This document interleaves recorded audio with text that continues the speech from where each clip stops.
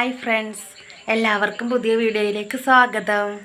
അപ്പോൾ ദേ ഇന്ന് ഞങ്ങളുടെ കുടുംബ യൂണിറ്റിൻ്റെ ക്രിസ്മസ് സെലിബ്രേഷൻ ആണ് കേട്ടോ. അപ്പോൾ അതിനുവേണ്ടി പോകാൻ വേണ്ടി ഞങ്ങൾ റെഡിയായി നിൽക്കണേണ്. അപ്പോൾ നമുക്ക് അവിടെ ചെന്നിട്ട് ബാക്കി വിശേഷങ്ങളൊക്കെ കാണാം കേട്ടോ. അപ്പോൾ നമ്മുടെ വീഡിയോ എല്ലാവരും കാണണേ, സ്കിപ്പ് ചെയ്യാതെ കാണണേ. പിന്നെ നമ്മുടെ ചാനൽ സബ്സ്ക്രൈബ് ചെയ്യാത്തവരാണെങ്കിൽ ഒന്ന് സബ്സ്ക്രൈബും കൂടെ ചെയ്തേക്കണേ.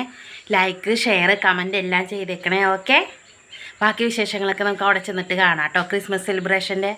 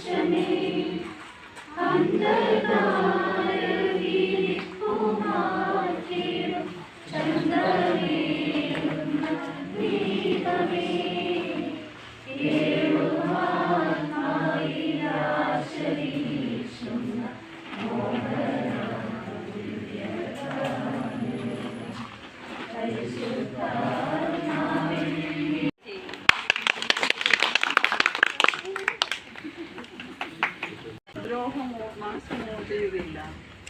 സമുദ്രം ജലം കൊണ്ടെന്ന പോലെ ഭൂമി കർത്താവിനെ കുറിച്ചുള്ള ജ്ഞാനം കൊണ്ട് നിറയും. കർത്താവിൻ്റെ വചനം. കർത്താവിൻ്റെ ആത്മാവ് അവരുടെ മേൽ ആവശ്യിക്കുന്നു.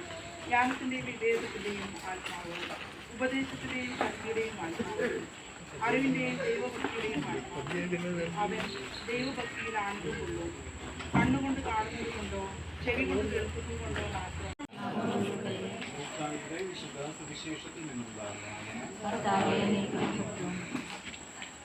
അക്കാലത്ത് ലോകമാസകലമുള്ള ജനങ്ങളുടെ പേര് എഴുതി ചേർക്കപ്പെടണമെന്ന് അഗസ്റ്റസ് സീസറിൽ നിന്ന് കൽപ്പന പുറപ്പെട്ടു. ആ ദൂതനോട് കൂടെ പ്രത്യക്ഷപ്പെട്ട് ദൈവത്തെ സ്തുതിച്ചുകൊണ്ട് പറഞ്ഞു, അത്യുന്നതങ്ങളിൽ ദൈവത്തിന് മഹത്വം, ഭൂമിയിൽ ദൈവകൃപ ലഭിച്ചവർക്ക് സമാധാനം. കർത്താവിൻ്റെ സുവിശേഷം.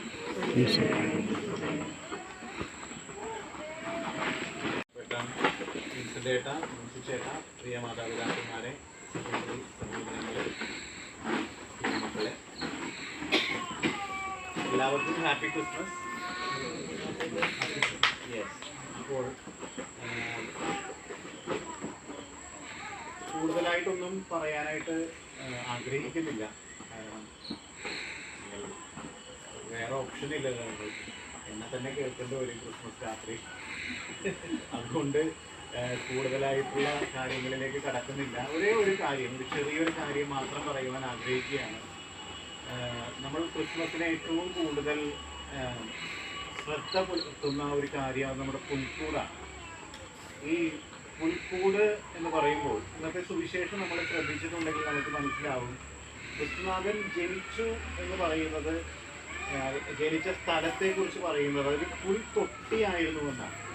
അതായത് ഒരു കാലിത്തൊഴുത്തിൻ്റെ അപ്പുറം ഒരു പുൽത്തൊട്ടിയിലായിരുന്നു കർത്താവിനെ മാതാവ് പെറ്റിട്ടതെന്നാണ്. നമ്മൾ തൊഴുത്തുകളൊക്കെ കണ്ടിട്ടുണ്ടെങ്കിൽ നമുക്ക് മനസ്സിലാവും, എല്ലാ തൊഴുത്തിലും ഈ പശുക്കൾക്ക് ഭക്ഷണം നൽകുന്ന ഒരു സ്ഥലമുണ്ടാവും. തൊഴുത്ത് കണ്ടിട്ടുണ്ടോ? അതിനകത്ത് നമ്മൾ പശുക്കൾക്ക് ഭക്ഷണം കൊടുക്കുന്ന ഒരു സ്ഥലമുണ്ടാവും എപ്പോഴും ഇല്ലേ? വൈക്കോലൊക്കെ ഇട്ട് കൊടുത്ത്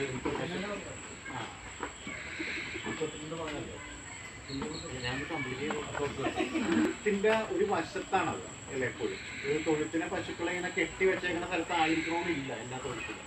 ആ തൊഴുത്തിന്റെ വശങ്ങളിലായിരിക്കും എന്തുണ്ടാവുക? ഈ പുൽത്തൊട്ടി ഉണ്ടാവുക, അല്ലെങ്കിൽ ഈ വൈക്കോലൊക്കെ ഇട്ട് അല്ലെങ്കിൽ ഇതിന് ഭക്ഷണം കൊടുക്കുന്ന ഒരു സ്ഥലം ഉണ്ടാകും. ഈ യഹൂദ പാരമ്പര്യത്തിൽ ഇവർക്ക് ഈ പശുക്കളും ആടുകളും ഒക്കെ വളരെ പ്രധാനപ്പെട്ട വസ്തുക്കളായിരുന്നു. കാരണം ഒരുവന്റെ സമ്പത്ത് നിശ്ചയിച്ചിരുന്നത് അവൻ എത്ര ആടുണ്ട്, എത്ര മാടുണ്ട് എന്നതിനെ അടിസ്ഥാനപ്പെടുത്തിയിട്ടാണ്. അതുകൊണ്ട് തന്നെ ഈ ആടുമാടുകളെ ഇവർ ദൈവ സ്വർഗത്തിലെ മാലാഖയുണ്ട്, ഭൂമിയിലെ രാജാവുണ്ട്, ഭൂമിയിലെ ആട്ടിടയന്മാരുണ്ട്, മൃഗങ്ങളുണ്ട്, രാജാക്കന്മാരുണ്ട്, അങ്ങനെ എല്ലാവരെയും ഉൾക്കൊള്ളുന്ന ഒരു സ്ഥലമാണിത് പുൽക്കൂട്. അപ്പോൾ ക്രിസ്മസിന്റെ ഏറ്റവും വലിയ സന്ദേശം അത് തന്നെയാണ്. നമ്മളുടെ ജീവിതത്തിൽ നമ്മൾ എല്ലാവരെയും സ്നേഹിക്കുന്നവരായിരിക്കും. നമ്മുടെ ഹൃദയത്തിൽ നമുക്ക് എല്ലാവർക്കും ഒരു സ്ഥാനം ഉണ്ടാകും. വളരെ ഇപ്പോൾ പറയുമ്പോൾ രസകരമാണ്. ഞാൻ തമിഴ്നാട് പഠിക്കുന്ന സമയത്ത് ഒരു പള്ളിയിൽ ആ പുൽക്കൂട്ടിൽ എല്ലാവരെയും ഉൾക്കൊണ്ടിട്ടുണ്ട്. ആ പുൽക്കൂട്ട് നമ്മളുടെ ഹൃദയവും എല്ലാവരെയും ഉൾക്കൊള്ളുന്ന രീതിയിൽ വലുതാകുമ്പോൾ നമ്മുടെ ജീവിതം നീണ്ടു നിൽക്കുന്ന ഒരു ക്രിസ്മസ് ആയിട്ട് മാറും.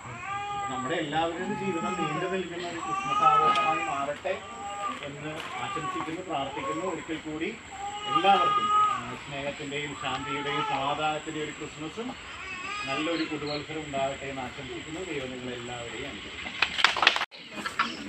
പ്രതിഷ്ഠിച്ച് കഴിയുമ്പോൾ നമുക്ക് അവിടെ പോയിട്ട് ഉണ്ണീനെ തൊട്ടുമൊത്താം. അല്ല, അവിടെ എല്ലാവർക്കും പോയി തൊട്ടുമൊത്താനുള്ള സൗകര്യമുണ്ട്. അപ്പം നമുക്കൊരു പാട്ട് പാടിക്കൊണ്ട് ചെയ്യാം. ഗായികമാരൊക്കെ പാടിക്കൊണ്ട്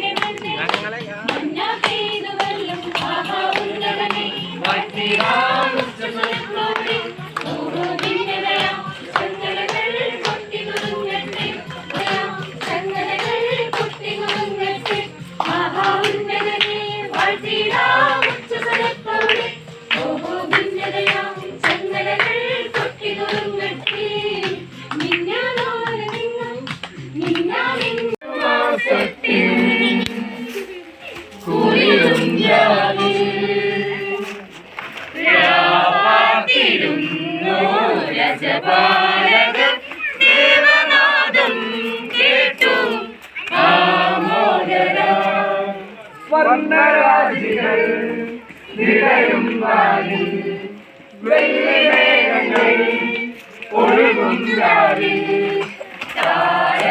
രാജകുമാരിയോടൊത്തുന്നു തിങ്കൾ കലപാടി ഗ്ലോറിയ അന്നു തിങ്കൾ കലപാടി ഗ്ലോറിയ താരകം തന്നെ നോക്കി നടന്നു താരകം തന്നെ നോക്കി നടന്നു മുന്നിൽ കണ്ടു അവർ ബദ്രയും തന്നിൽ വന്നു മുന്നിൽ കണ്ടു അവർ ബദ്രയും തന്നിൽ വന്നു രാജാതിരാജന്റെ പൊൻതിരുമേനി രാജാതിരാജന്റെ പൊൻതിരുമേനി അവർക്കായി തോൽത്തിൽ കണ്ടു വർണ്ണരാജികൾ വിടരും വാനിൽ വെള്ളിമേഘങ്ങൾ ഒഴുകും രാവിൽ താരകരാജകുമാരിയോടൊത്തുന്നു തിങ്കൾ കലപാടി ഗ്ലോറിയ അന്നു തിങ്കൾ കലപാടി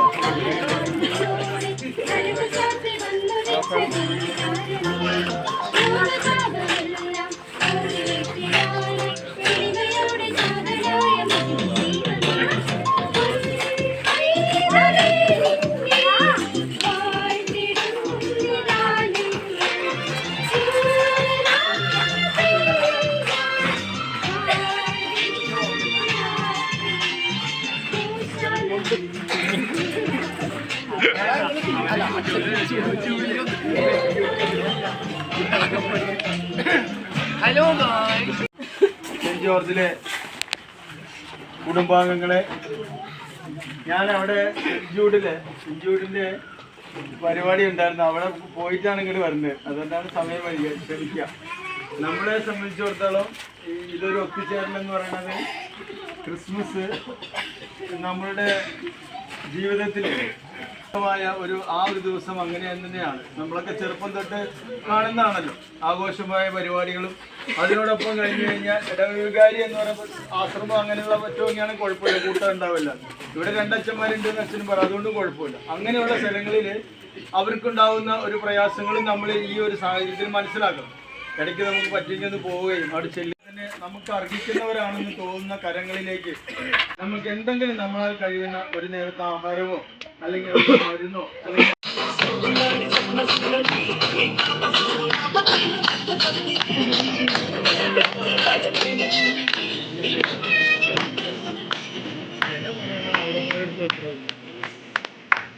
പിന്നെ